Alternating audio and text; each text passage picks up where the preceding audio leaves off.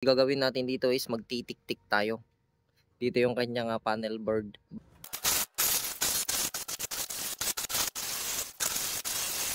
Bali, titik-tikan na natin to. Ilalagay na natin yung kanyang panel board. Yan. Dito yung para sa may kanyang electrical panel guys, panel board. Ito guys siya. 34 branches, customized panel board to.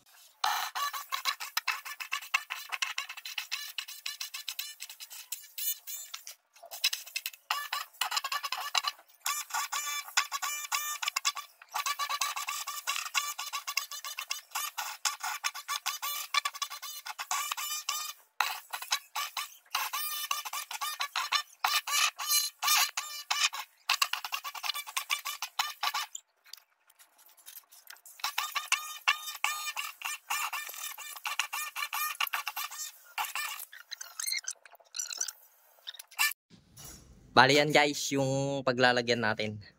Puputulin pa natin yung mga bakal na yan para hindi tumama sa may panel board. Sabi nila guys, madali lang ang pagiging electrician. Pero try nyo para masubukan nyo.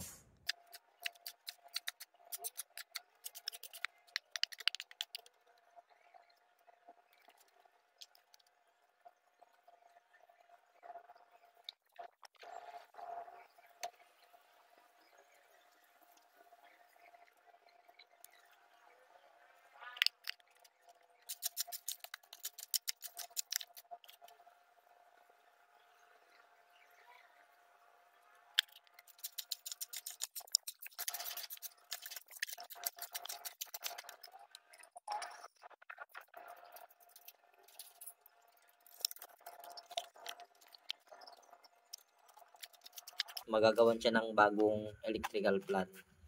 Then dito sa guys, sa paglagay ko ng panel board number 9, mounting height shall be as follow, sabi guys. Then yung kanyang panel board guys is 1.70 meter above floor finish center guys ng panel board. Ibig sabihin guys, ito sana yung sukat ng panel board, sukatin yun sa gitna, then kunin nyo tong 1.70 meter mula sa may finish flooring guys, sa may i-base mo na lang guys sa may finish tiles. Then yung sa may kanya guys, sa sukat ng kanyang panel board is na bago. Ito, tumaas siya guys kasi yun yung gusto ng may-ari na itaas yung panel board. Isa pa guys is matatangkad sila yung may-ari nitong project natin guys, kaya ganyan siya kataas guys yung electrical plant.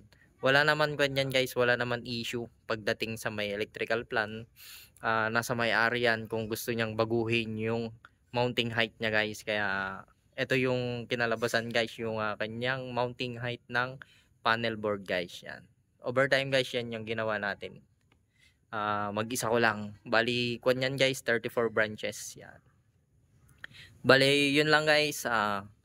Please like my Facebook page, Moto Elect TV, and YouTube channel, Moto Elect TV guys. Subscribe guys sa ating YouTube channel. Maraming salamat.